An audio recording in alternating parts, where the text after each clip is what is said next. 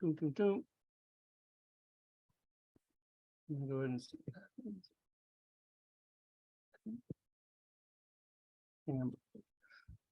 Okay, thanks for coming, everybody. Looks like we have a good handful of COM representatives here, as well as a good number of the V9 team, the rules representative organizer, and a couple of V8.5 rules reps as well.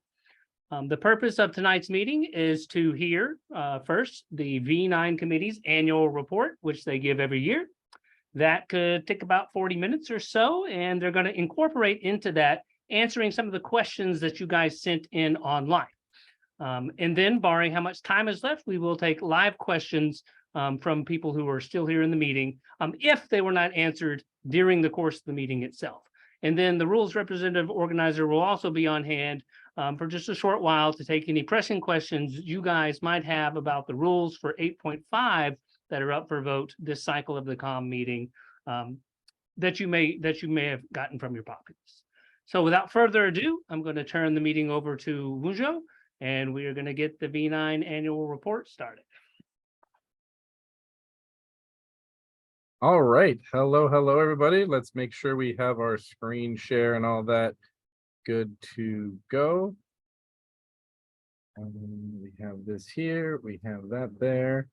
Want to make sure I have a chat window open. And make sure this works. Okay, cool. Everybody, can you hear me okay? Just want to make sure. Can you hear and see the presentation? Can you see Gavin's head spinning around? Someone give me a confirmation. Looks good. Looks good. All right. So with that said, welcome everybody to the Amtgard V9 Committee's annual report. My name is Wunjo. I'm the head of the committee, and I'm here with my colleagues, Manamuk, Cord, and Heron. They are here right now. Say hello, guys. Hello. Hello. And then the final member of our committee, Gorvan, is not here in the audience, but he's here with us in spirit. So we're going to move quickly through this. We've got a long way to go and a short time to get there. So we're going to start real quick with a brief and report outline. So we're going to start, as we normally do, talking about what we've done, a summary of our progress over the last year. From there, we're going to move into where we're at, the present day, talk about the current state of development. Then we're going to taper out with where we're going and set some expectations for the next year should we make it through the July meeting.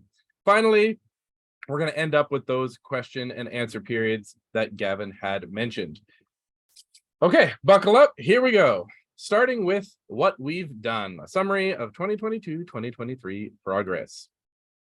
And the big overarching topic that I want to mention for this is that last year, our big release was the militia rules and the launch of the alpha playtest. And I want to summarize that really briefly for you all right now by going over kind of four things.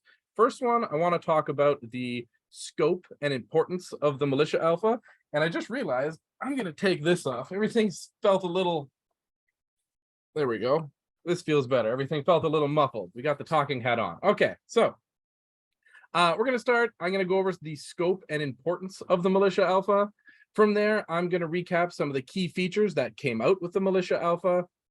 We're going to talk about feedback, updates, continued development, and how we process that from day to day, week to week, month to month.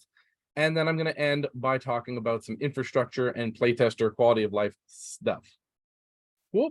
So let's dive right into that. First things first, the scope and importance of what we did last year. When I say militia level rules, what do you think about? Take a moment right now. You're probably thinking, oh, Gavin, I am getting pop-ups for people who are entering the chat as we go. Can we maybe, I don't want to remove my privileges now and get kicked out, but I'm getting pop-ups in top of the slideshow. Sorry? I can't hear anyone now. Yeah, we're not seeing pop-ups on top of the slideshow. That Yeah. might just be on your end. Yeah, that's what I'm saying. It's like it's coming down in front of my slides and the whole presentation. I'm not sure. It's You'll lose your distracting him. sharing privileges. Yeah, that's what I'm saying. Can we just take away my privileges and just give me the ability to share? You won't be able to share your screen. Okay. I'm sure you can say. Okay. Hide I can make from do. the window. I can make do. It's just there. So if we can't do anything, we can't do anything about it. Alrighty. I'll say hi to everyone as they show up. Back to action. Let's take a recap. Back up a step. Here we go. Scope and importance. When I say militia level rules, what do you think? Take a moment for a second. Think, what is militia level rules to you? You might be thinking combat rules, weapons, armor, shields, construction. But when it comes to actually putting that together, many issues require us to go deep under the hood to address foundational problems that are actually hindering those core gameplay rules. Stuff as minor as the introduction and the onboarding, things like garb, safety and equipment inspection, the honor system, rules authorities, combat activities, having a glossary, all that stuff is very important to make sure that the base level of our gameplay rules is rooted in solid ground and not built on something swampy that is going to have us, crumbling and sinking from the very start. This militia launch was by far the most important part of development. It will be, like I've mentioned, the foundation for everything else we're building upon, and the true benefits of a lot of these changes might not be immediately apparent. Some of these things, like the onboarding, like the honor system, will only really see the fruition when we get into a pure V9 newbie territory, where we don't have people that have experienced or came into the game through V8. So it's really hard to grasp, what exactly or how successful those things would be, especially if you don't have that, long future sight talent. Now, that being said, we strongly believe that all the effort and time we put into this militia release was deserving of that time, and we are very proud of what we have put out so far. And that overall is awesome. We're just stoked about it. So moving on. Next up, I'm going to talk about the key features of the militia release. This is just going to be a quick summary. I'm not going to go over everything because these are all live right now. A link will be available at the end of this presentation for you to check out the entire militia rules and get a first-hand look at everything that has actually changed. But for the purposes of this report, we're just going to go over a few of them: great weapons, arrow construction, physical armor, and the honor system. So first things first, great weapons. Now, great weapons, boom, hello, Scar. So great weapons, the main problem and the primary concern that came up with great weapons is safety. And the way we decided, or eventually just went to tackle great weapons, is we ended up splitting them into 3 new types with construction, inspection, and gameplay tweaks, all designed to support safer gameplay. So you can see on the screen here, we have a nice visual of the result of those changes. And if you want to see the specifics of those changes, please afterwards go check out the rules for great weapons in V9. Moving on, arrow construction. Once again, the primary concern when we were tackling arrow construction was, again, safety. And arrow construction in particular is one of the most requested issues, not only in V9, but from V8 and all around in Amtgard right now, is arrow safety. So we overhauled construction with significant contributions from experts in archery, materials, and 3D printing. We have made that whole process a lot easier to walk through, a lot easier to understand from a newbie perspective, and a lot more foolproof when it comes to making sure a base product is going to be something that is safer than what we have now. And you can see we have also some very handy dandy drawings that kind of actually, you have flat arrows and dome tip arrows. We're making sure to cover the full gamut of what people want and what people expect. Next up, physical armor. So the primary concern with physical armor was accessibility, being able to not only acquire it, but also to wear it with things like weather or just, personal physical size, body type, strength, endurance, all of that. And we made a lot of changes to the armor system. One of the big ones was the introduction of this new armor tier system to better bucket different types, so that things weren't always being compared to the same kind of like European historical standard armors. We removed penalties for aluminum. We have higher ratings for leather and rigid synthetic. we've consolidated modifiers, and we have better overall support for non-standard materials and ambiguous armor builds. Because at the end of the day, armor is one of those things that catches eyes as people are walking down the street. It's what draws people in. It is visually cool. It's breaking our normal, Amtgard tabard garb standard just by existing and making us look better as a whole. So we want to support more people wearing physical armor, and all these changes are moving towards that. In addition, we have some accessibility support for armor also coming on the class rules side, which I will get to a little bit later as we get there. And the final big key feature of our militia release was the honor system. And this is something that is actually completely new. So, well, what's the honor system trying to solve? The honor system is addressing the primary concern of integrity and accountability. And I want you to think about this for a moment. So humans can't do what a computer processor does, but we can do some things that a processor cannot. A lot of the rules interactions in the past have been moving more and more towards flowcharts and very strict, almost like programming language in how to resolve things. And that comes into problems when you're in the middle of a field and you have a bunch of people each trying to process their little a section of the game at one time.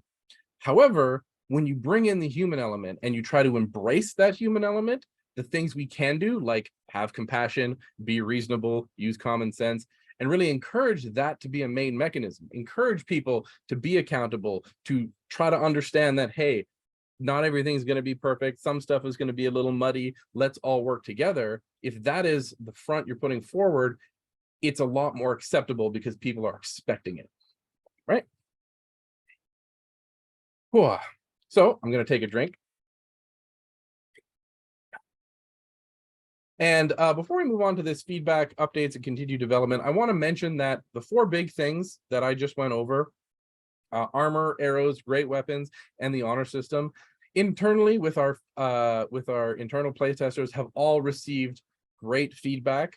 The great weapons have been being play tested. The arrows have been being play tested. The honor system, obviously, you just read it. And the armor updates have been, people are already theory crafting and brainstorming how they want to do. And we're all getting really great reactions from that so far. So we're happy and really proud about where it is now, even though it is still an evolving situation. Okay, next up, we're going to talk a little bit about feedback, updates, and continued development, how we move through our weeks and how we do what we do. So our primary goal from week to week is to ensure steady progress without causing burnout or undue stress, because this can be incredibly damaging to the creative process, right? Our committee members are supported whenever they need to put their real life needs ahead of Amtgard responsibilities. And in return for that, we have cultivated a strong, motivated, and inspired team that has stuck around for going on 3 years now, with plans to hopefully stick around at least one more to put this whole thing together with passion and a smile on their face.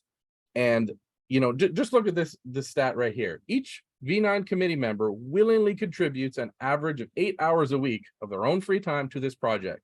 That is basically a full work day each week for free out of their own willingness to do so. All they are required to do, and some weeks not even that, is come to our 2-hour voice meetings each week. But people are putting in 4 times as much time just to help this project keep going and make sure it's as good as it can be. Okay, but what is in those hours? What is in that week? Here's a little snapshot. Obviously, we develop the class rules and make sure we're making forward progress. But behind the scenes, we need to engage playtesters, parse feedback, and push updates and fixes. Remember, that militia playtest is still a playtest that's out there. So we need to take in all the information coming back from that and handle that in addition to building the class rules. Finally, like anything, we need to tackle unforeseen problems and public relations tasks. That's anything from dealing with questions to making a presentation like this one, right? Keeping people informed is important to us, and all of those things take up time. And we feel like we've done a really good job of managing all that time and being reasonable with how we do it. Because of that, we are proud to say that we have released 5 playtest updates since launch, taking rules rep and playtester feedback and turning it into actual solutions. And we have had participants come to us already and express they are seeing the fruits of this process. They're seeing the ideas and the swirling conversation where you know, the bits that are being brought as feedback taken back, taken into the system, turned into something good and an upgrade, and then put live for everyone to benefit from. So that's really, really great to hear. And I guess to sum this all up, we are happy to report that because of all this, the militia build has pretty much stabilized as much as it can be right now, which is necessary for us to launch the class rules onto. Because obviously, like we mentioned earlier, we want strong roots, and then we want a strong foundation, and we're going to put our class rules on top of that, and we want everything to be nice and sturdy. So that is great. And the last big chunk of the overview is infrastructure and playtester quality of life. So while everything before is talking about the actual development, the actual game rules, the actual putting, you know, pen to paper, making stuff happen, the infrastructure and playtester quality of life is integral to make sure we're actually getting feedback. Because if it's too difficult to engage with us, if we put too many hurdles in the way, if the playtesters just have a bad time coming to test, they're not going to want to do that. So it's important for us to make sure that that whole system is working properly to give us better quality feedback. So everyone knows work smarter, not harder. And because of that, each year we renovate the V9 Discord server to better serve its updated purpose and its population. We make sure we make quality of life improvements for playtesters based on feedback from the participants who've been there year after year. Particular for this year, we recruited a team of community moderators to help us manage the growing number of participants. We host bi-monthly public voice chats for feedback and discussion of people that where text isn't a their primary thing, because there is a lot of text on Discord if you're familiar with it. And we've generally taken a stronger stance on problem members and bad faith interactions, as well as the kind of pièce de résistance of our infrastructure is the AmpWiki transition. And this is something that we are very, very proud of. So a little bit of backstory. The initial release of the alpha rules was a Google Doc. Google Docs are great because, you know, it's straightforward. We can comment directly on it. It's easy to update. But it was very unwieldy for the playtesters. They were saying it was hard to find stuff. It was hard to click around. They weren't familiar with the layout. So every time they had to look for something, they were reading more than they felt they needed to. And, you know, the AmpWiki was always a plan for the future, but now the need was suddenly there. So we decided to pull the trigger. We reached out to Black Bart, who's the AmpWiki admin. And oh my God, this man is a treasure. He welcomed us with open arms. He had so much passion, so much experience, so much stuff that he'd been working on to support the V8 rules on the wiki, that as soon as we're like, hey, can you help us do the V9 rules on the wiki? He was just there, ready to go. And him and I, with some programming help from Gorvan, spent the better part of 2 months laying the groundwork and transferring all the content onto the AmpWiki. And the results are amazing. They've been well received, and all that time we spent will be recouped down the line. That's the great part, because we were planning on doing this anyway. So now it's already happened. So in the future, we're going to save that time, in addition to having all of the wiki stuff accessible now for future updates, like the class rules. And just to give you a little snapshot, if you haven't seen it already, you may know what the AmpWiki looks like, right? It's white, it's gray, there's text. But we went so far as to make sure that when you are on a V9 rulebook AmpWiki page, it is visually distinct. It's got a disclaimer at the top. Everything is like purple tinted, and there's no way that you can mistake this for the regular AmpWiki. In addition, and this might be a question on your minds, no, random people can't just come in and edit stuff. So there are permissions on these pages. Everything is nice and secure. You can see we've got the automated table of contents. You can click around. We have hot links for every single keyword, any single rule you want to think of. They're all interlinked. We put a lot of work in this to make it something that is very accessible. And the feedback we have had for that has been really, really great. I'm going to take a moment to have another drink. Ooh, okay. So, rounding up the overview of the last year, it's time to talk about you all, and that is the kingdoms. So we're going to look briefly at participation by kingdom. As you know, this last year we were running the closed alpha playtest, and closed alpha meant that in order to kind of avoid interfering with V8 and avoid exposing Amtgard, who did not, to like really raw ideas, this was a come to us, right? If you're interested in this, come to us. We did this on the advice of Cord from the V8 team, who is also on the V9 team. This was something they did with V8 to help it kind of spread organically to get the initial bits going. And overall, it's had a very good reception. We'll talk about the flaws later, but for right now, we've ended up with 68 registered parks, 15 new parks since last year, and this is very important, no rejections. So despite what you may or may not have heard, no parks have been rejected. We see every application that is even started. So if you just open up the application page and close the window, we get a blank application that says not answered. So if anyone even so much as typed in a park name, we connect with them. We make sure that they get their stuff either done or they decide, we didn't actually want to do it. And we have helped numerous parks that have just come in and say, hey, we're having trouble with the registration. Can you help us out? We go to their Facebook page, we engage with their monarchs, we make sure everything gets done. So we've put in a lot of extra work to make sure the folks who want to be involved can get involved.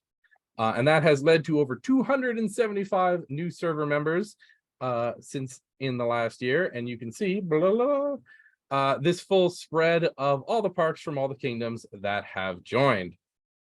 I will draw your attention to these 5. So we have 13 Roads, Burning Lands, Golden Plains, and Rivermoor, who have no registered parks, and the CK, who has Dragon Skull Keep, which as far as around like December, they're basically defunct. They're still on the list because, if they come back together, hey, they're here. But as far as attendance, they haven't been fielding since December, I think was my last check. Now, I'm not pointing these out to shame anyone. I'm pointing these out to highlight that even though these 5 kingdoms have not registered for anything, their rules reps still have access to our Discord, and we've been making sure to give special permission to individuals from those kingdoms who come to us and say, hey, I want to be involved, but I can't get my park to register, or, I can't get, or I'm not part of a park to register, I'm traveling around, or whatever. There's a whole bunch of reasons, but we wanted to make sure that we had these people joining for them to act as ambassadors, for them to act as voices of their kingdom. So even though those 5 kingdoms have no registered parks, there's at least, I think, 6 people from each of these kingdoms minimum actually in the server participating still, which leads us to this nice little chart. So the y-axis here, the up and down, is percentage of kingdom population. So each kingdom's bar is proportional to their kingdom population. The gray bars on screen is the percentage of your kingdom that has access to the server and to the playtest. They are registered, they're ready to go. And this is by population, not just by parks registered. So we actually went in and looked like this park is registered and this park has a population of this many people, yada, yada, yada. So as you can see, we'll look at a Blackspire, for instance. 75% of Blackspire is registered and able to participate in this process over the last year. The blue bars that you see filling up there, that is the amount of people that have actually come and joined the server.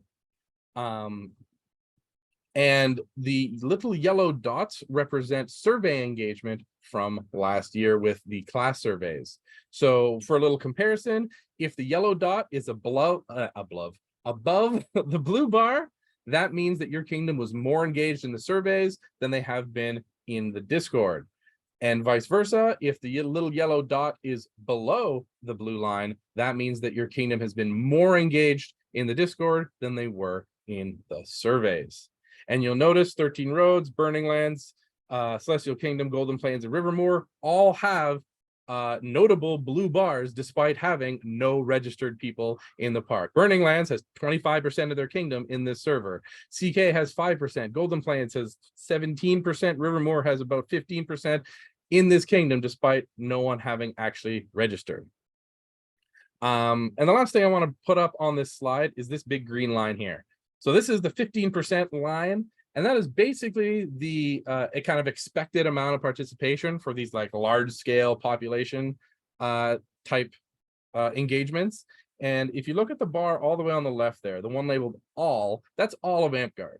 So you can see that 35% of Amtgard is registered to participate in the closed alpha, and it just worked out really, really well that basically around 50% of Amtgard, which is where we're trying to hit, is actually in the server right now and participating.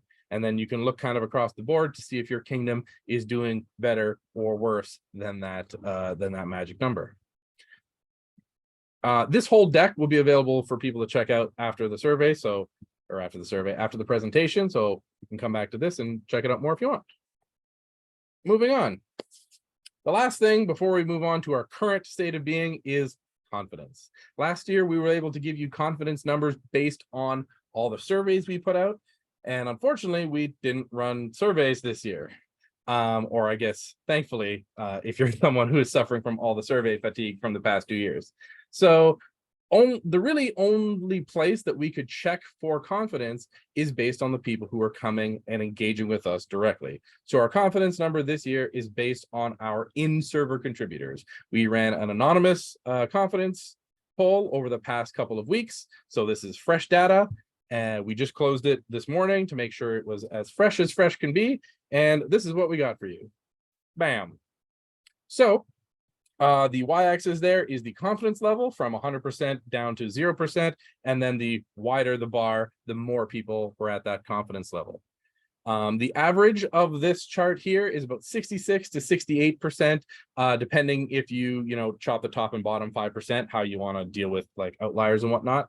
The medium is 70%, and that's I'm going to say high 70%, but basically if you look at from the 70% level up, more than 50% of people are in that top half, just by response. And for comparison, last year we were at 68% confidence. So what do we got from that? Well, confidence is hovering around the same range as last year, and the variance is basically negligible, but it is still positive, which is great. However, that big yellow bar in the middle, that's the 50-50 on the fence bar. Many people have basically told us that they are reserving their full judgment until the class rules released. And you know what? That's totally fair. So we're hoping that when the class rules get released, that yellow bar there all of a sudden starts filtering upward. And next year at this time, when we give you a report, we'll be able to give you a glowing review of Amtgard V9. Okay. And that's the recap from last year. Everyone take a moment to stretch. I'm going to have another drink of water, and we're going to move into the current state of development.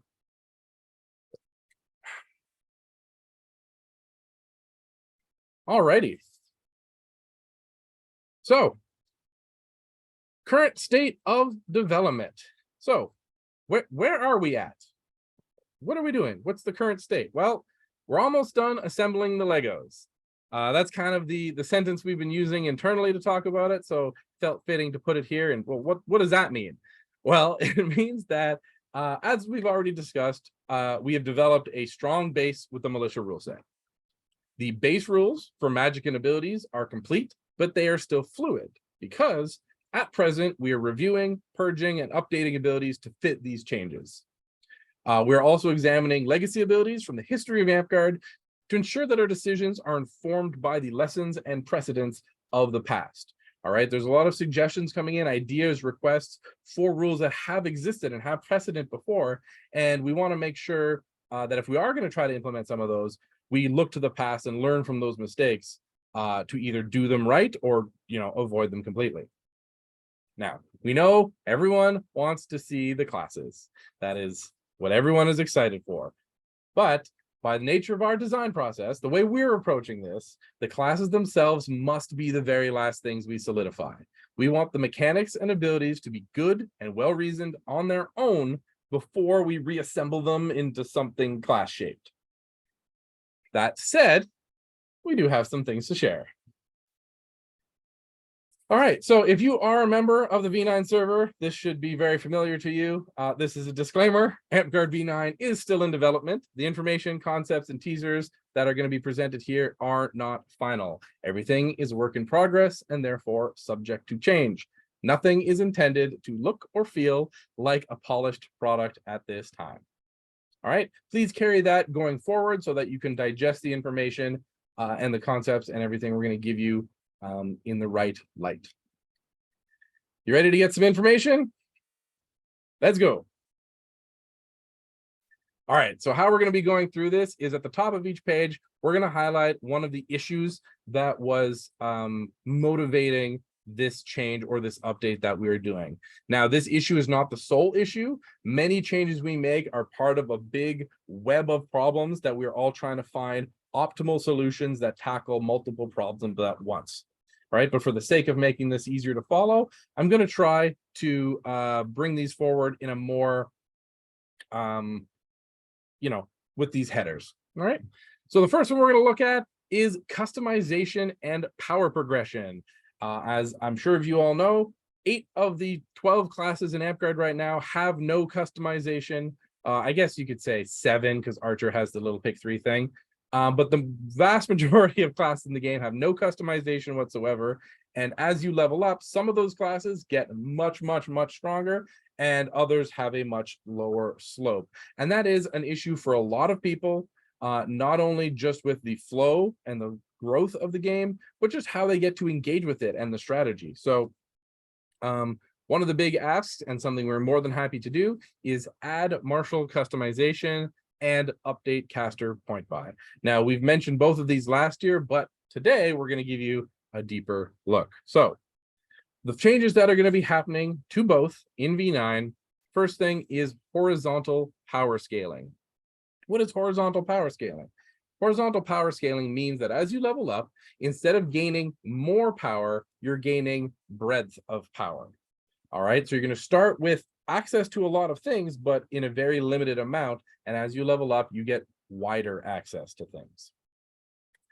We are making archetypes an additional choice for all classes, in addition to customization. So this won't be taking up one of your picks. It'll be something that is built as a shell around the entire system. And to address some of the concerns people made of growing complexity, we're making sure that there's going to be pre-made example builds. So even though all the classes will have lots of choices, we want to make sure to include recommended or pre-made or meta options for every class at every level, so that anyone who wants to just show up and pick up a sheet and go, they're there, they're ready to engage with new players, veterans, someone who's just, their mind is a vegetable today. That's great and ready to go for them. All right, now let's get into specifics. So on the left here, this 6-pack looking thing is the martial customization layout. Now, how it works is at level 1, you have a static set of abilities. We have this set up specifically so that stuff like immunities, stuff like passives, anything we want to be associated with the class in particular, that will always be here. There's no option to change it. It's always locked in. After that, you're going to pick a row and pick an option for every additional level. Sounds simple? Let's go through it. So level 1, there you go. Everything in that pick box is yours. At level 2, you're going to pick any row you want, and whichever row you pick, you can pick one of the 3 boxes in that row. So in this particular example right here, this is a level 2 martial pick. Level 1, and then whatever random thing they picked. Level 3, they pick a new row, a new box. Level 4, new row, no box. 5, 6, and all of a sudden, here you go. All your choices are picked. In addition to this, if you end up with one row that has a majority of choices, like you can see here, the one that is flashing yellow, then you unlock for yourself the archetype if you want to go with it. And the archetype is neatly lined up all right under that column. So it's very easy, very intuitive, very straightforward to look at, to view, and to imagine. The presentation not only works good on paper, but it transfers to Wiki really well because you have charts. And the extra benefit of the boxes over just saying, you know, pick one of X is that boxes don't all have to be the same thing. So one row of choices could have one strong thing against two weaker things against something with maybe a drawback or an advantage, right? It really lets us have that extra little bit of flexibility to make sure that we can fine tune it in a way that isn't available to us in the same way that spell points system has. Because spell points, right, we can do cost 1, max 1, what level they're at, all that. Whereas here it's a little more different in how to fine tune. Speaking of the spell point system, this is the updated caster point buy system. Now, immediately you'll notice that there are 3 tiers instead of spell levels: novice, adept, and master. So to go with the horizontal power progression, instead of gaining 5 points at level 1, 5 points at level 2, 5 points at level 3, you're going to gain points like a little pyramid. So you're going to gain a couple at novice and 1 at adept, let's say, at level 1. And then at level 2, you're going to gain 1 at every extra level, including 1 at that master level. So just like with the martial tree, by level 2, all players will have access to basically every ability that they could have access to. It is just the quantity that they can take on that will change and grow. So point buy will still work the same way. You'll have whatever points you have at each level. You can drop them down. You can spend them you want. The actual list part of it will look and work the same as it does in V8. Just the way it's laid out is going to change to be more approachable and horizontal. And a couple extra things to add onto this, because this is kind of the best place to put it. One of the things we were asked for when it came to martial customization was to make sure there was still a whack focus customization path that could be ability light, right? People hear customization and they think, well, what are those choices going to be? You're going to be adding more abilities to this class. So we want to make sure that there's always at least one choice for martials that is ability light to meet the needs of those people who prefer that route. Also, this is where the armor thing comes in. We want to make sure that each class that has access to armor has access to armor trade-offs for those who cannot or don't want to play with max armor. This was a very big, high demand to make sure that all classes were able to, let's say if you're a warrior and your max is 6 points, being able to play at 4 points or 2 points or something like that and not feel like it's a total loss. That's something we want to enable, and we think we have a good system for that. Ooh, you excited? Okay, moving on. This is part 2 of basically a trinity of the power balance between martial and casters. And this one in particular is talking exactly about the power balance between martial and casters. As you all know, casters right now have a bit of an edge. They're very flexible. A lot of them can flex into melee and even outshine a lot of the martial classes just on their own. This has kind of been a steady byproduct of how in V6 and V7 caster classes used to require 10 players for each one caster in order to be balanced, and in V8 that got removed, but the caster power level didn't quite drop enough to justify that. So now we can have teams full of druids and bards, and the oppression is real. So here's how we're tackling that. First things first, we're going to be scaling back equipment options on casters and removing their ability to flex into melee-focused roles. This will open up design space for the new martial customization to expand into, right? Because obviously, if we're giving martials options, we need to give them somewhere to go so they're not bumping into your druids and your healers who are also trying to flex into that space and doing it better because they have point buy. Speaking of, healer, druid, and wizard will shift more into pure casters, gaining defensive staves and greater support for their ranged and ability-based playstyles. Likewise, or on the flip side, classes like Scout, Paladin, and Anti-Paladin, at the very least, will have hybrid paths that allow them to be more ability-heavy if they like. And this is where we're going to make home to stuff like Cleric and Avatar of Nature feeling playstyles. And now I know what you're all thinking. Alarms going off in everyone's head. Bard. Bard will remain hybrid. Bard, as the legacy of Amtgard, has always been that hybrid caster, so we want to make sure it retains that unique spot as a kind of caster skewed hybrid. So it's going to still use the point buy system, but it is going to be able to flex into hybrid. We're treating this very carefully because we want to make sure we don't end up with another druid on our hands, but rest assured, Bard will remain hybridable. That's a word. Next up, we want to improve martial ability expression and ability sustain. What does that mean? Well, first off, more abilities and effects that can be delivered and triggered by striking your opponents in melee. This is something that a lot of people have been asking for, a lot of people have wanted, but the actual execution is very, very, very tricky. However, we think we've come up with an elegant method to make this work. So we're going to be trying to put that into action, and then it'll be up to you guys to tell us if it works or if it doesn't. Following this, overall, we are trying to provide more rewards and incentives to actively do things rather than standing around charging, right? And this is going to apply to all classes, but specifically for martial classes. So stuff like adrenaline is a great ability because you get to go out there, you get to fight, you get to whack, and you can then get something from it. So we want to have more of those type interactions, whether that's getting abilities back, and it doesn't all have to be killing either, right? And this is just one way we're going to support marshals to keep having gas in the tank, in addition to, if they want to, just standing around and charging if they need that break. Lastly, we're going to be upgrading Look the Part to grant trinkets from a specific list instead of a specific thing for your class. And this list will be universal across all classes. And the point of it is that it should enable this additional flex to ensure that any combination of classes will have access to a basic, if limited, set of tools. So if you have a team that is just, all scouts, all marshals, or a team that's all casters or whatever, and there is some critical piece missing, classes will have the ability to flex into it a little bit by taking these trinkets to fill in and plug those holes. All right. Continuing onward, this is the end of the Trinity when we're talking about casters and martial and all that ecosystem. This is enchantments and declarations. This is a big one. We mentioned it a lot last year.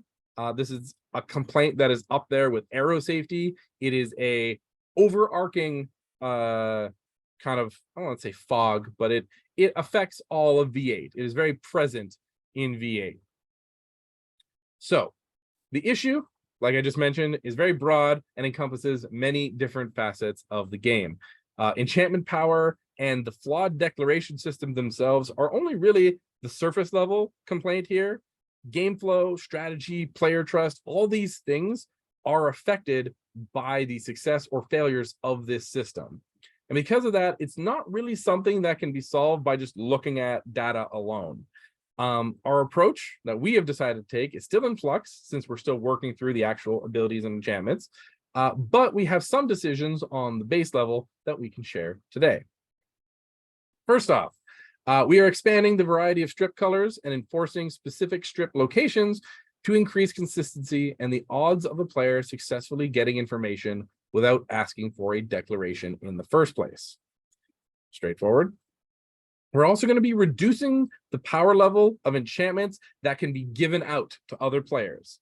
All right. So if enchantment information is less valuable, then it is less impactful when it is not declared. Now, I know what you're thinking. Self-enchantments, we have decided, can still be strong as they will become associated with the class that they come from, and therefore will be much more anticipated. I think a good example of this would be something like ancestral armor.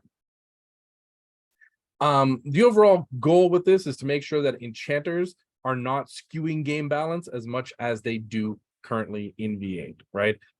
If you have an enchanter on your team and the other team does not, you feel it. And so we want to make sure we're moving away from that. Lastly, we are writing the declaration rules to really align with reality and set fair expectations for what the flow of information will be like on the battlefield. We've kind of racked our brains over this a whole bunch, and we realize that there's no perfect way to get across the information that people want from the enchantment system. And the honor system rules were largely developed upon realizing that guaranteed information in Amtgard is like a pipe dream. We all have to, and at the end of the day, we all have to do our best and understand that there's going to be confusion, there's going to be hassle, it's not going to be perfect. And if we work together, if we're compassionate, and we do our best to try to make this information easy to move around between people, then we gain the benefit of being able to have cool mechanics like enchantments in our game. Okay, moving off of marshals and casters and all that stuff, here's something completely different. It takes too damn long to level up. This has been a common complaint over many people about how they will spend their entire Amtgard career leveling up and never getting to the point where they have leveled up every class, where they have access to the full game. So our goal, as we mentioned last year in our report as well, is to reduce the time to level and improve access to the game, i.e. the classes, which will in turn increase retention overall. And I'll explain that in a moment. But first, here's the big reveal. Boom. We are reducing in V9 credits to 20 credits to reach level 6. This is down from 53 in V8. That is 5 months to reach level 6 on a basic once per week attendance. And it works out really nicely where it takes you 2 credits to get to level 2, 3 to 3, 4 to 4, 5 to 5, and 6 to 6. So that we didn't plan it that way. It just worked out. And that we think that's just really cool, really intuitive, really easy to remember as well. Now, why did we bring it to this number? Well, this is the important part, player retention. The 50% player retention point is at approximately 100 to 150 credits, right? That means that somewhere in that range, your players are going from having a greater chance of leaving Amtgard to a greater chance of staying in Amtgard, right? And as recruiters, as monarchs, as people who want to foster this game, we want to make sure we get as many people across that line as possible. So what does that journey look like for people? Well, in V8, that journey for most people is 2 or 3 level 6 classes, right? And that's at the end of the journey. During the journey, they're probably sitting on 1 or 2 level 6 classes for most of it, right? That's their experience. That's what they have to judge all of Amtgard off of as far as their class gameplay, right? Whereas with this V8 system, they have 5 to 7 level 6 classes when they reach that point, right? Most people probably have that 2 or 3 kind of like favorite classes that they bounce around between. This makes sure that they spend a lot of that journey with those classes accessible to them. And if they make a bad decision, it's easier for them to change. We think that maxing out the classes should be the tutorial, not the end game. Higher class access allows greater flexibility to strategize, to team build, to just feel like you have options on the table and you're not asking for one class to do everything because, it takes too long to go somewhere else, which like here makes changing classes in general, changing your main, re-leveling something less daunting, right? Especially when paired with the horizontal power scaling that we got going. And this total reduced sunk costs and prevents feeling trapped in the class. We've received messages from people who explain that they got to like level 4, level 5 in a class, and they just realized they're not really jiving with it. They want to try something else, but everything else sucks at level 1 and takes forever to get back up to where they are. So they either have to bite the bullet and start low and suffer, or stay where they are and suffer, right? And they're not really having a good time, and that's not good for retention. Now, for everyone who's got a bajillion credits going, well, what's going to happen to all my extra credits? We have a whole lot of plans for that. Some of that is waiting for the go-ahead for us to engage with the org team to see to get those things in motion. But one thing we can tell you is that devotion levels is an idea that we've have in the pocket that many people are very, very excited by. The idea with devotion levels is for once you hit level 6, for every extra 20 credits you put into a class, you will gain the right to have one rank, let's say, of a reserved symbol on your sash, right? And it's purely cosmetic, doesn't do anything. It's not Paragon. It doesn't say you're good, but visually it just lets you show your devotion to that class, right? So if you've got 400 warrior credits from all those fighter practices, you can come out rocking that warrior sash that's freaking loaded up like a North Korean general. All right. People have received this super, super well, and we are excited that that is something we can do in addition to some of the other things that we have planned when it comes to end game level credits. But the first part we're taking care of here that I'm showing you today is retention based. I'm gonna take a moment, collect my thoughts, have a drink. Okay. Next up, the monster problem. What is the monster class problem? Well, the monster class problem is nobody wants the monster classes around. And that's really rooted in the fact that they are coming from a separate book They are coming from either homebrew, Amtgard X, even stuff from the door. And a lot of the time, they have really unique rules, really unique play styles that come out of nowhere and feel unfair. But we have a monster class. This monster class has been in the game since V5.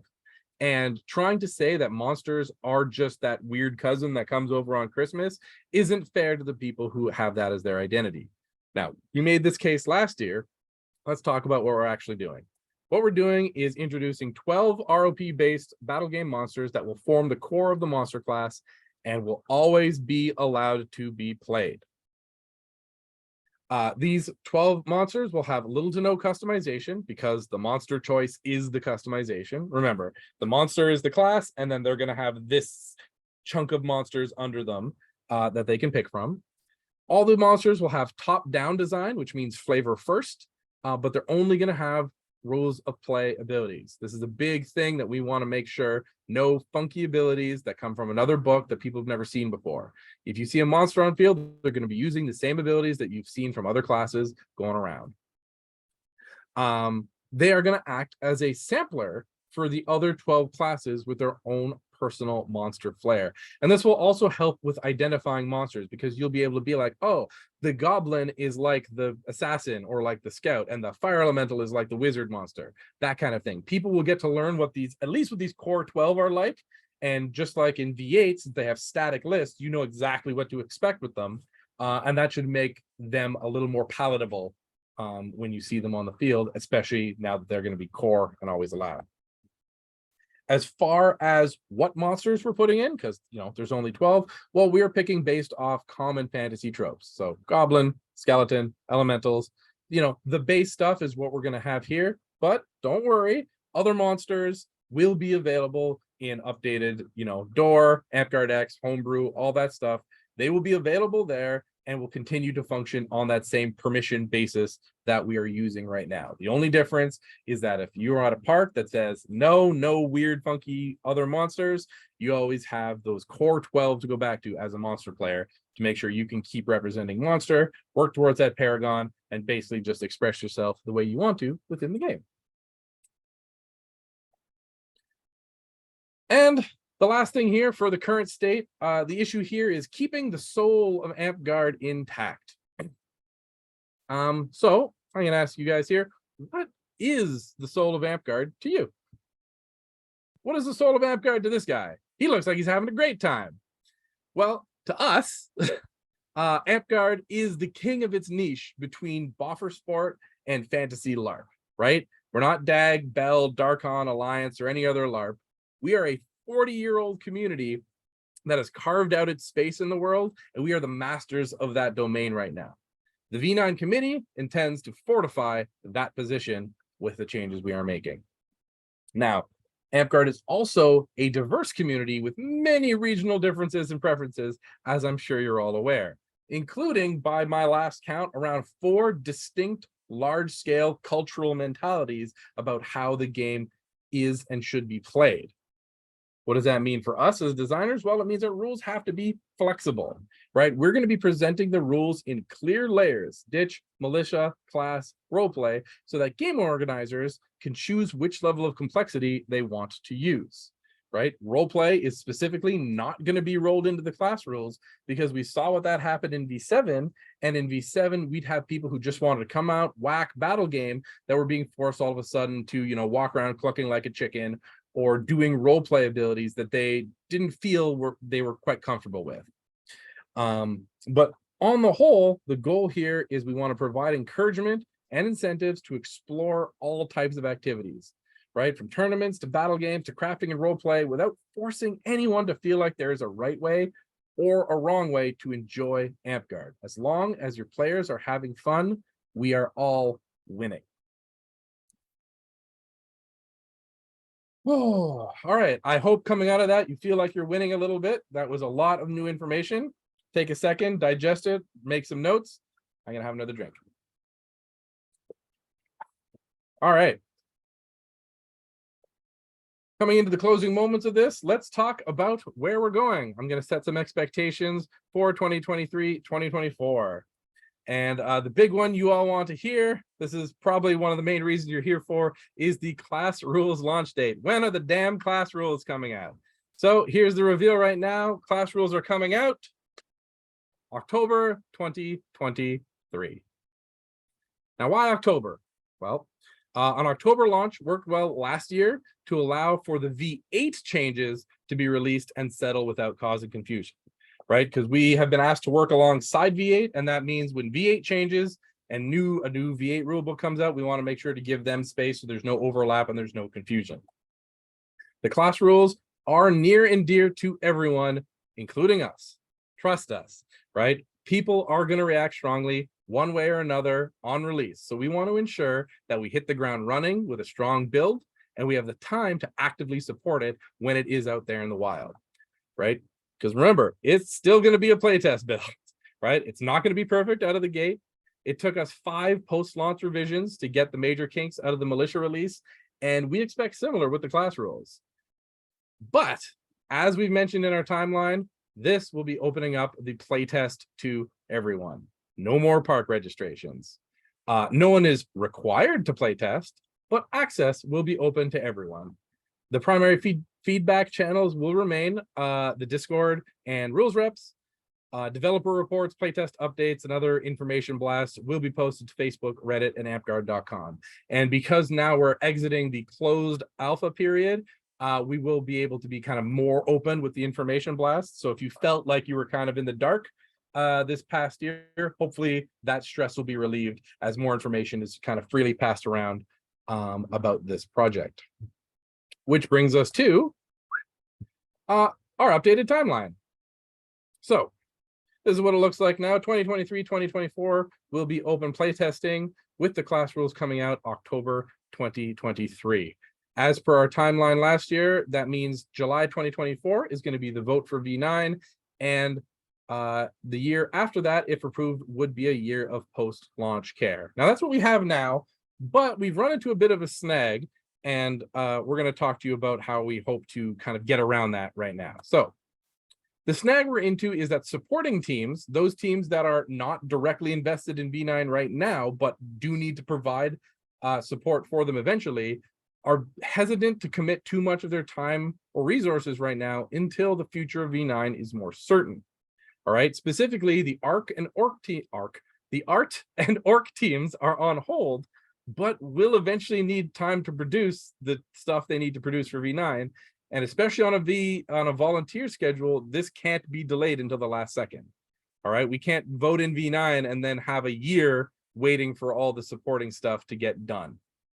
So since 2024 will begin a new V8 rules revision cycle, we're going to try to adjust our timeline to fit that mold, right? So out with this and in with something that's very similar, but slightly different, and I'll walk you through it. So our proposal in 2024 will actually be a vote to commit to V9 and begin a year of mandatory V9 playtesting, just like we did with Spicy. If that passes, during 2024-2025, we will see the V9 committee and the rules reps work exclusively to support and polish V9. This is basically the equivalent of that year of post-launch care, except it's happening with the ability for the COM to ratify V9 in 2025 or revert back to V8 if all that work is for nothing. Either way, 2024 is still going to remain a vote to commit to V9. However, we feel that this approach should feel less do or die than the original timeline, while still being 100% necessary to get everyone on the same page as we lead up to a new edition, right? We can't have 1 foot in V8 and 1 foot in V9 all the way up until the end. At some point, we need to say, hey, we got to give this, V9 thing a proper test drive. And that's what this is all about. So hopefully this all looks fair, and I think it is very much a reasonable ask moving forward. But that's up for you to decide. But this is kind of where we're going to be going with our proposal in the next year, if we are allowed to keep developing V9. All right. And that brings us to our question and answer period, where we're going to start with our pre-submitted questions. These were the ones that were submitted to us ahead of time, so we have whole slides and answers prepared for them. And then, time permitting, we are going to get into live Q&A for those that want it. All right, so first question. Coming from the Kingdom of Polaris, these questions are posted here exactly as they were sent to us, so I'm just going to read them out. Do you feel that the current approach to game design, month years of surveys, focus groups, and such, has helped or harmed the quality of V9? 100% helped way more than it has harmed. It has allowed us to do our due diligence while avoiding burnout. It has ensured that we're not designing off any sort of recency bias, whatever the meta is at the time. And it's given us breathing room for low stress ideation and reflection, which is so key to good design, especially with the team that we have. All 5 of us have very unique perspectives and approaches on how we're coming together and making these rules. And we work very well together, but we need time to actually take all these ideas and make something that is greater than the sum of its parts, right? And that's getting us to some very great progress, but that takes time. Speaking of time, this time that we're taking enables a realistic timeline for information distribution and consumption. The surveys alone took the better part of a year just to get a good chunk of Amtgard to respond to them. Information going out just about updates to V9 takes time to pass around for people to see. There's probably a good 25% of people right now who don't even know V9 is in development, and we've been going at it for 3 years. So if all of V9 came together in a year, it would be up for the vote, and there would be people who were none the wiser that it existed, guaranteed. And this kind of all boils down to this. We all want a good quality result, but when we're working with volunteers, time and speed is not always available. I'm sure you've all seen this, especially those who work in a businessy world. This is the good, fast, cheap triangle. So you get to pick 2. Now, obviously, we want a good product, and we're not paying anybody, so that means our second choice is cheap. And if you look in the middle there, that means it's going to take time as just a general rule of thumb. Now, one thing I will mention as one of our notable regrets is that the early 2020 introduction of focus groups, like way back when we started bringing everything together, that may have given participants and the population at large kind of a false expectation of the development time frame.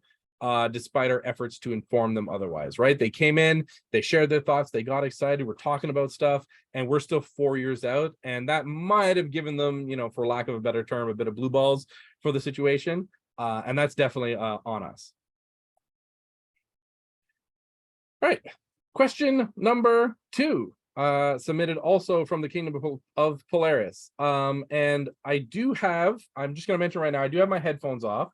So if someone is trying to talk to me during any of this, someone wants to clarify their question, feel free to just someone ping me. Actually, V9 members, if you message me in the meeting chat on our Discord, I'll see that pop up. Okay. What led to your decision to not release any class-related information by the AICOM meeting? Well, simply put, it isn't done. Simple as that. We underestimated the amount of under the hood work that was required to get our rule set up to the base level of quality that we wanted to deliver, especially for the militia reefs, all that stuff we went over at the start, right? And that all kind of pushed our development timeline back. Rushing a release for this meeting was never even on the table because there simply wouldn't have been anything concrete to actually release. We are very close, but we aren't there yet. Another question also from Polaris. What research has gone into changes regarding arrowhead construction? So we have had expert contributors and resources churning out ideas on this since 2020, when we knew this was going to be a key issue that needed a solution.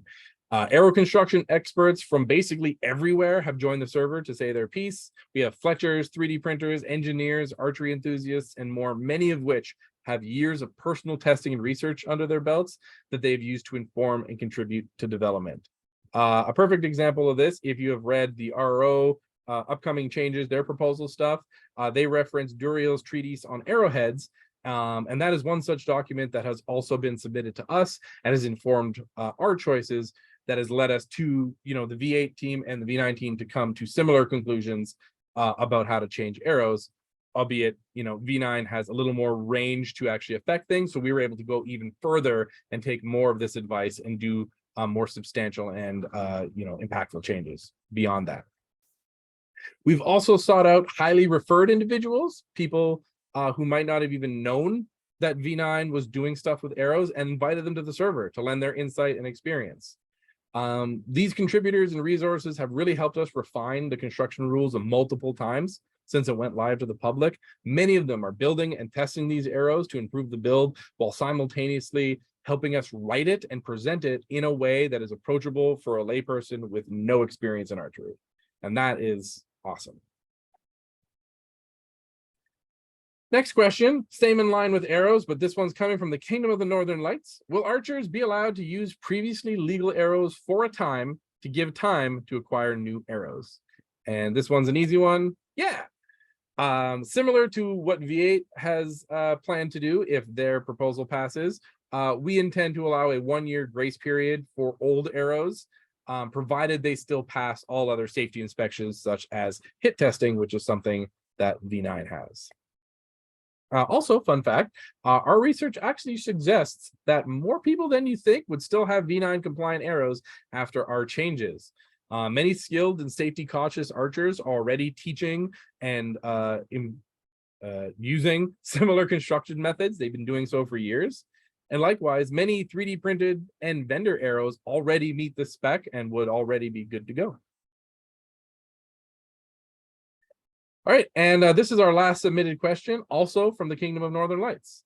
If someone joins the V9 Discord for the first time today, what can that individual see that helps them understand the roadmap and not simply jump to open feedback or brainstorming-like ideas that may or may not be reflective of any design decisions made or being worked on by the V9 members behind the scenes? What would you want that person looking at the V9 Discord to know as a background or primer? Well, the V9 Discord has an onboarding channel with all the information newcomers need to get oriented. This includes links to server rules, playtest documentation, disclaimers, and other helpful information. The onboarding changes each year to suit the needs and purpose of the server and help our members set their participation expectations accordingly. We are constantly logging feedback from the membership, how they feel about engagement, their first impressions, their long-term impressions, and so on. And we use this feedback each year to improve the orientation updates. If I was talking to someone directly, they're like, hey, I want to join the server. What tips do you have? The best thing I would say is to keep in mind everyone is very excited to share their thoughts and feelings. Just because someone is suggesting something, it doesn't mean it's going to be automatically part of V9, even if it's getting a positive reaction from others. Playtester contributions are only one side of the coin, and there's a much more coordinated development discussion going on behind the scenes. That said, we want everyone to share their ideas and feedback freely because they do matter. And you never know where a crucial idea or revolutionary concept will come from. All right, and with that, we are at the open question period. I'm going to take off my hat and switch back to the mode where I can hear you folks. I guess for now, I will just say thank you for listening to the presentation. I hope this was informative. And yeah, Gavin, do we have time for questions? Yeah, we do. Can you go ahead and just stop screen sharing when you're ready? Yeah, I guess hold on. We will then let me just flash this on screen really quick. Thank you. My name is Wunjo. On behalf of myself, Manama, Cord, Heron, Gorvan, we are the V9 committee. Thank you for watching this presentation. Everyone at home, thank you for watching this presentation and keeping yourself informed. You can see the link on screen here. If you want to look at the V9 Militia playtest, follow that link on the AMP wiki. For other information, just go to amtgard.com/V9. Thank you. Awesome. Stop share. All right. Well, thanks. That was great, in my opinion. And I, for one, am pretty excited to see what's coming up with especially the class rules and kind of this new base system you guys have. We have a little bit of time for questions. So we'll be taking questions from comm reps only at this point due to the late hour. State if your question is for the V9 team about V9 rules, for Craig, if it's about V8.5 rules, or if it's for the executive committee, if you have any questions about oversight, as the executive committee oversees both of these processes. So before you ask your question, just raise your hand. James will assist in saying who's next. State who your question is for and go ahead and ask your question. Rising Winds, please.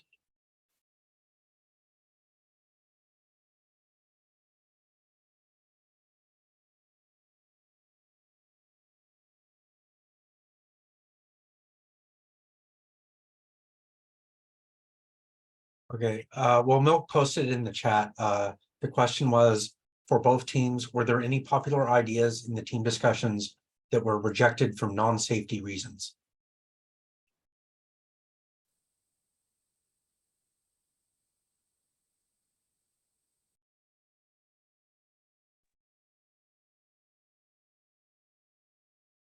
I'll speak, I think. I'm not sure I fully understand the question. But as far as have we rejected any ideas for reasons that don't have to do with safety? I think for us, that's an easy thing to say. Well, yes. There's a lot of ideas coming into us. Not all of them are winners. And some of them are rejected just because they either don't fit, they're not, they're not part of the direction we're headed. It's a big web. It's a big Jenga tower that we're trying to put together and make sure everything has a reason for being there. So if something doesn't make it through, it's just because we felt as part of the overall design it didn't fit.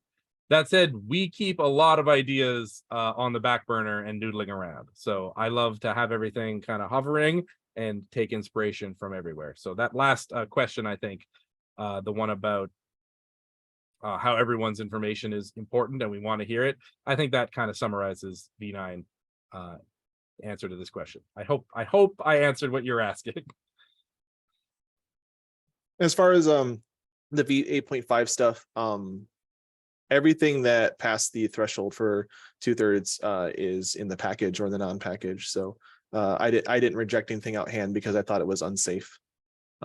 So everything that the rules reps decided was good actually came through. So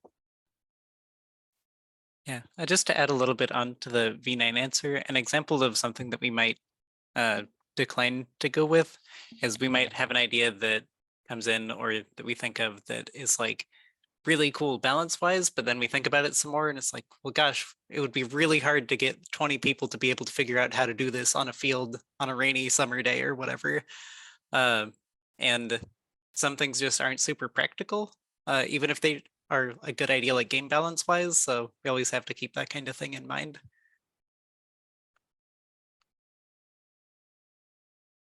Okay, Golden Plains, please. Yes, sorry.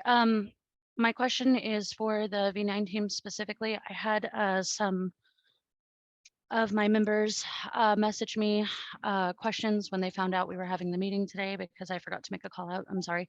I'm not trying to like blindside y'all. But it was questions about the equipment itself.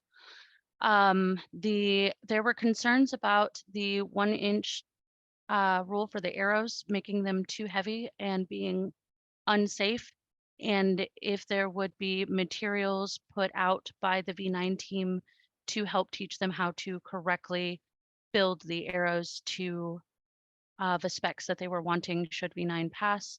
And the other one was, why did you opt to go with the flagged weapons the way you did, that I believe they said was similar to dagger here?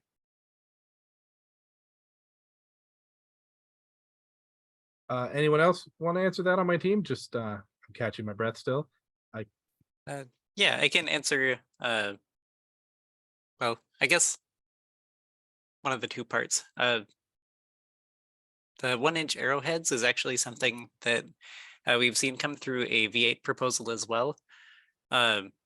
Generally, the extra weight of a built-up like 1-inch blunt compared to a 3/4 inch blunt, it is a little bit more. But because of the impact of the arrow blunt on the foam and on a person is spread out over so much more surface area from that increased diameter blunt, even if there is a few grams or ounces of extra weight from somebody using like a 1-inch steel thing, just the the lowered pressure due to that increased size does make it safer. It can potentially make arrowheads heavier, but we've heard from all kinds of people from basically every part of the Amtgard world. We've got arrow makers from Northern Lights, from different Texas kingdoms. And generally, we've actually had that specific question asked. Generally, they've said that any increase in weight is going to be offset by the increased safety. So we're pretty confident in that aspect of it for sure. And to add on this, since the V8 rules reps used the same kind of not the same document, they used at least a document to help them inform their decision. I'm posting in the chat right now a link to the actual PDF.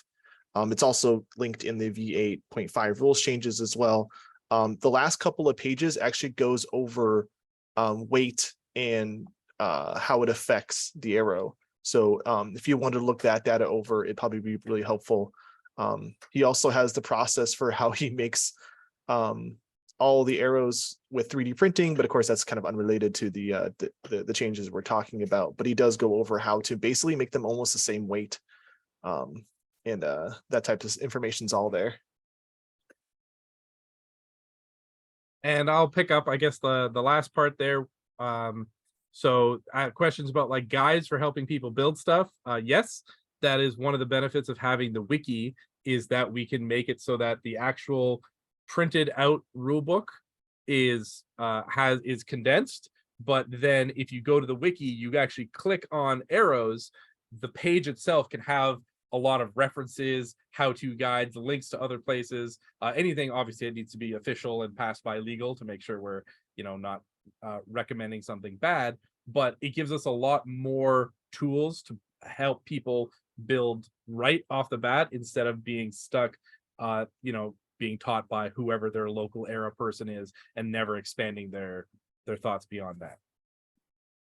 As far as the flagged weapons are concerned, I think you're talking about the little red strips on great weapons that we have, and that was just an indicator to help people understand when someone's coming at them, if it has the potential or not to be great. Specifically because one of the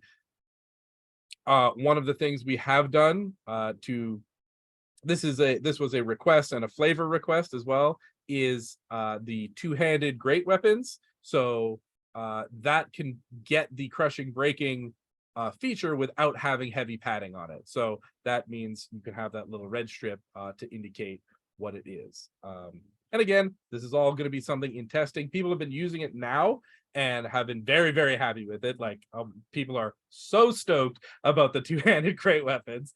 But once we get into class battles and we get to see it more, we'll see if those little markers are actually doing what we want them to do, or if they're just getting lost in the fray. But that's what they're there for. And that's, I think, what you were talking about with flags on the weapons. Yes, it was. Thank you. Thank you all so much for your answers. I really appreciate them. No problem.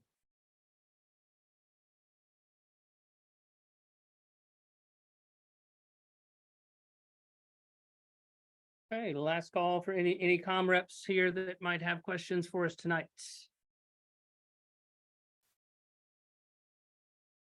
Emerald Hills, Monarch. Hey, what's up? Just giving you another chance to expound upon. I know the 20 credit number was probably, is an early metric just given out for data. Where did you get the information, or at least your decision-making information, for the lack thereof of level 6 classes being the reason for players leaving the game or not retaining in the game, as opposed to other things like accessibility, cost of play, schedule conflicts? Like, where'd you get your information on just that's the reason we're not retaining players? Yeah. So the initial information, the actual orc information, was all provided us from the orc. I know Kismet personally, so he's able to basically generate whatever reports that we need. He's really good at helping us get that data. As far as why we think that the retention issue is there, so obviously it's not the only consideration for why a person would leave, right? But from a perspective of why a person would stay, their access to the game and how much they can play and experience and enjoy, that is kind of just a basic piece of game design philosophy, where if you have people coming in to play the game and it takes them forever to unlock stuff, right? Think about that Star Wars Battlefront thing that happened, where it took, what was it, something like 17 years to unlock Darth Vader, unless you wanted to pay money for it, right? We don't want people to feel like they need to come in and take so much time to access the part of the game that they think is the coolest, right? And back when Amtgard first started, where it was trying to be more D&D like, back when that was all they knew, great, people did that and it worked for what it is.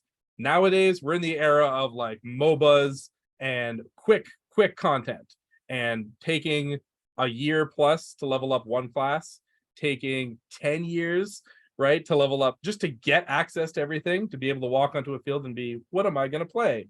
To us, that's too much. So that's kind of how we came to that conclusion. Is there any, did you want to refine that, or was that kind of good for what you're looking at? No, that pretty much covers it. The only other stipulation on there is, I know it's still work in progress. Was the thought process to also maybe add a groundwork to restrict the amount of bonus credits that have been given out for events and things like that a lot further down the line?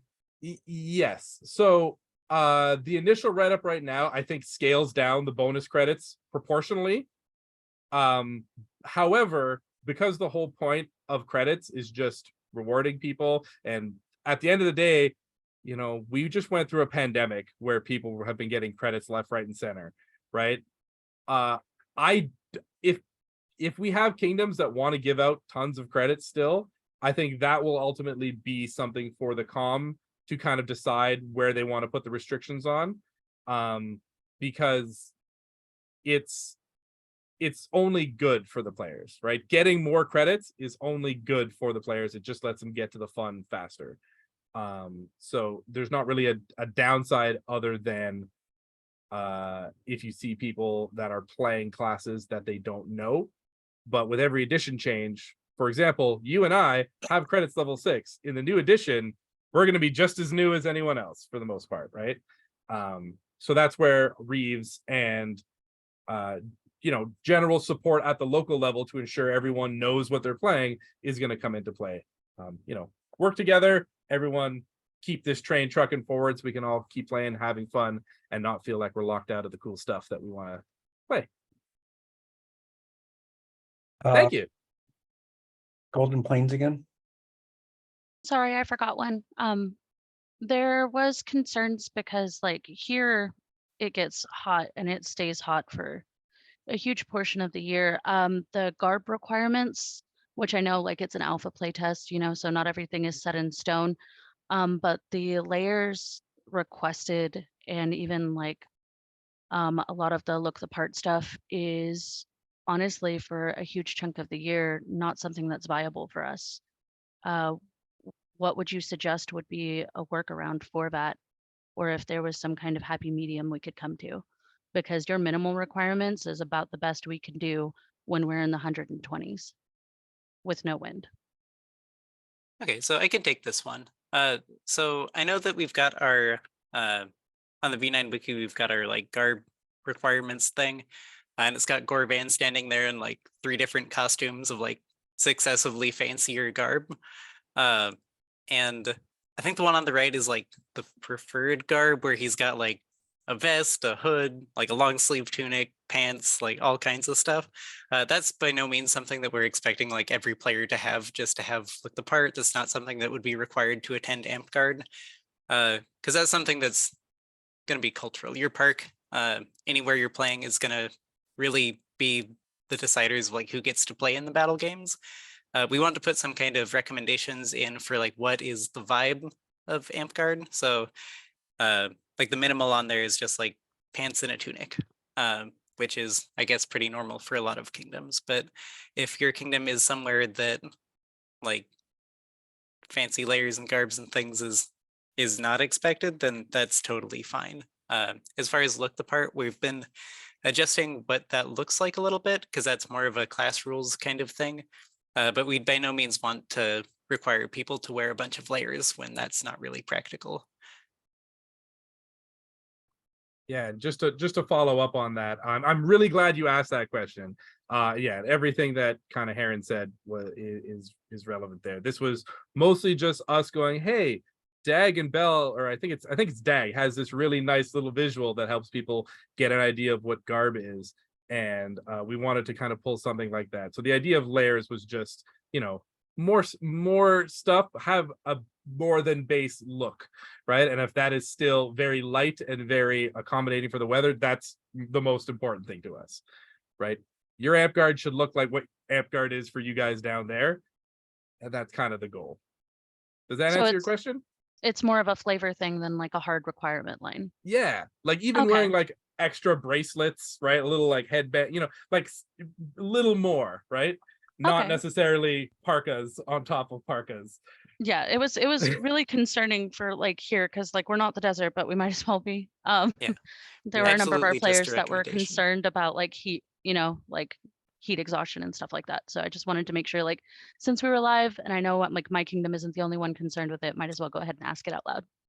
I'm actually going to make a note because I think that's like, you gave me a really good idea that in our garb requirements, we should have like hot weather, warm weather, cold weather, like kind of examples to give the full gamut to make That sure would be people super have. helpful. I'm going to make that note. Okay. Thank you. Wetlands, please.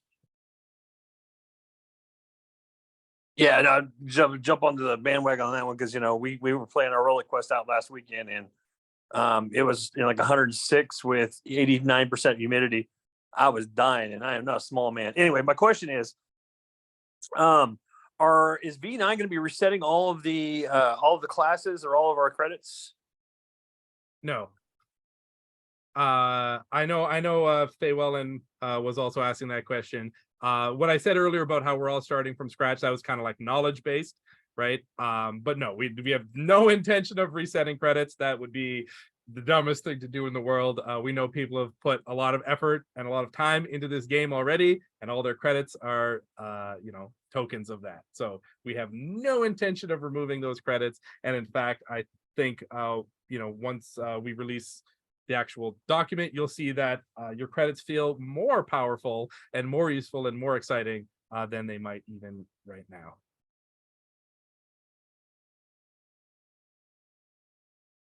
Does that answer your question?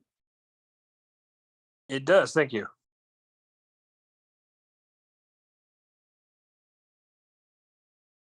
Oh, I'm sorry. I'm gonna tag onto that just because I saw something in from Sapphire Moon in the chat.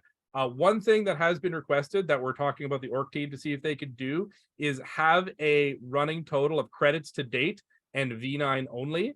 So you can, if you are the person that wants to level up exclusively in V9, if you want to do it yourself, you have that little visual divider. So you can see how many credits you've assigned only in V9 versus how many you've had coming up, right? But it will not affect everyone else and how they want to play.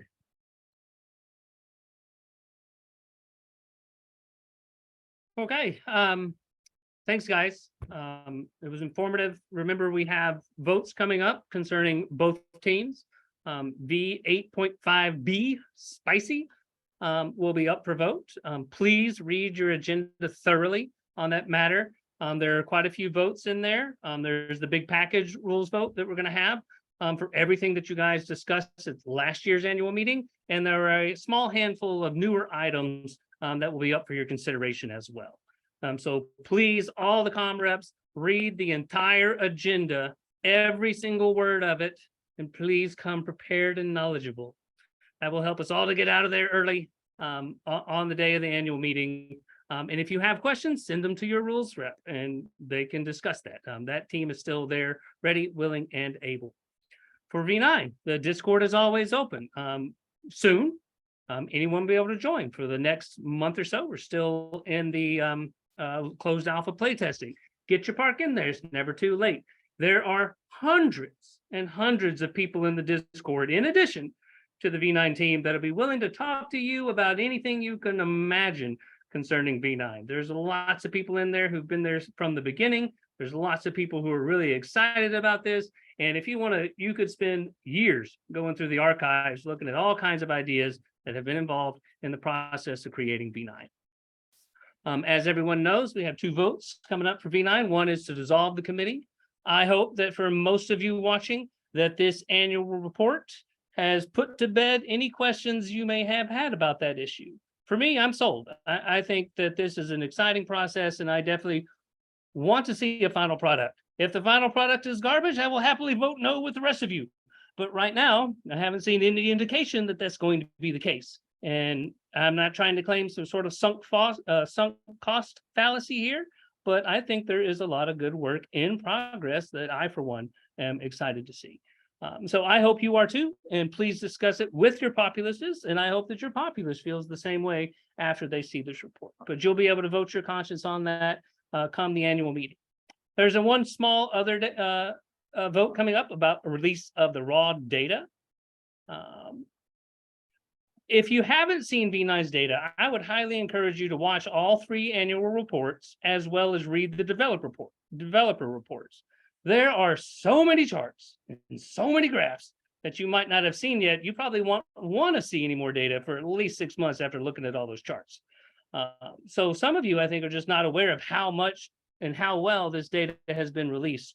The V9 team does a great job of making lay charts. I mean, you're not looking at Excel pivot tables. They're really nice. They communicate the point effectively and simply. So first, I would ask that you consider and go back and look at all the charts that have already been released. We are certainly happy to release the data. I have no problems with it whatsoever. It's not top secret. It's not nothing. But there are long form answers in this data set where people have written stories about their experiences, about who they are, about people they've interacted with themselves. And we did use that data to inform our impressions of the polls. And that's just not something we can simply release to you without heavy redacting.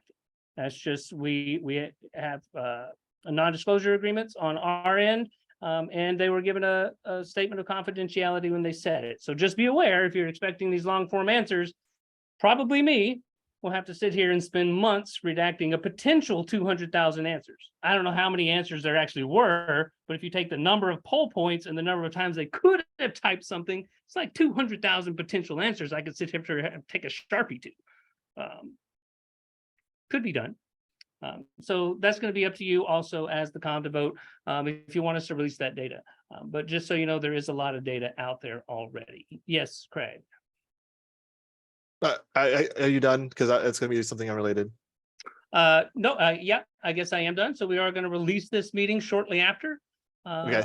I just have one thing to say because I wanted to respond to the question that was in chat. Talking about the process for the package this year. The process is outlined in the original document that I posted in the com. Basically, you guys will be voting on what's basically is spicy 8.5C.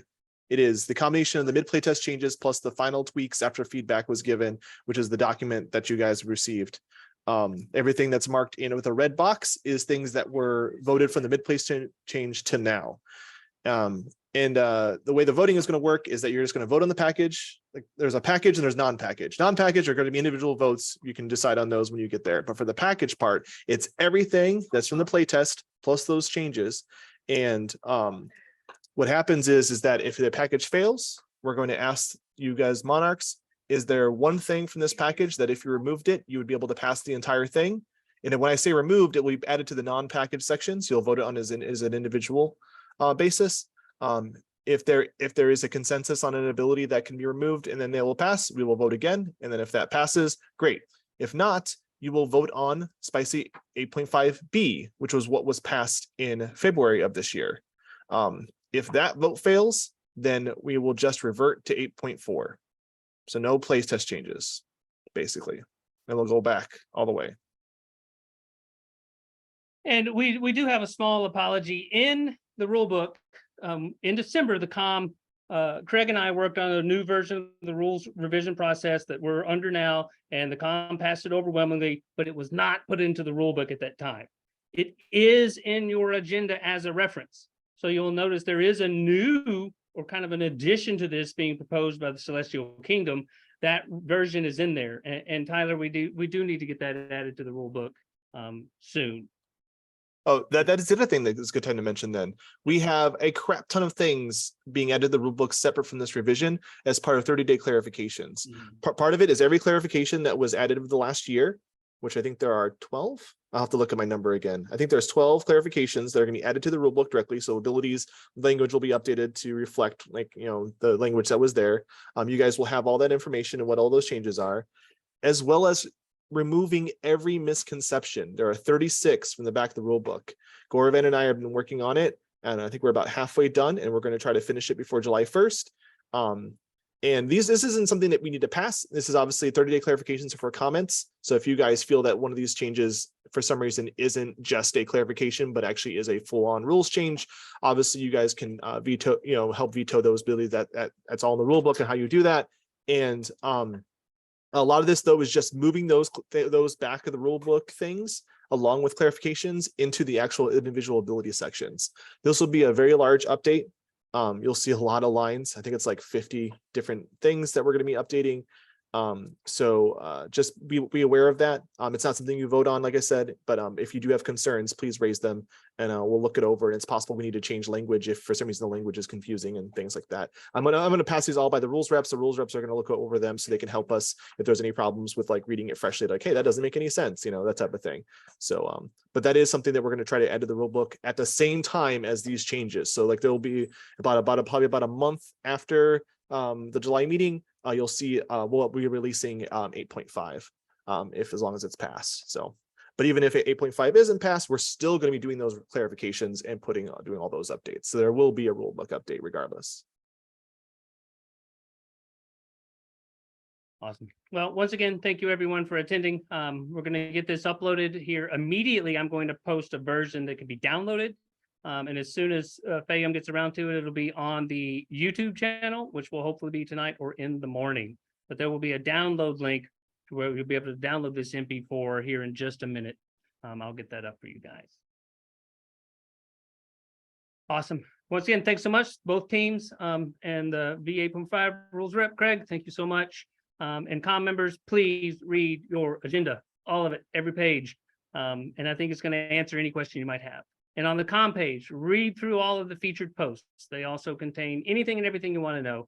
The executive committee, we always try to make sure to be very explicit and very detailed in our instructions, but you got to read those whole posts from beginning to end and the agenda from beginning to end. If you read it all, there's still something you don't understand, the XCOM is here any time of the day to answer your questions. We'll usually get you a reply first thing in the morning if we didn't see it that night. All right, that'll do it. Thanks so much.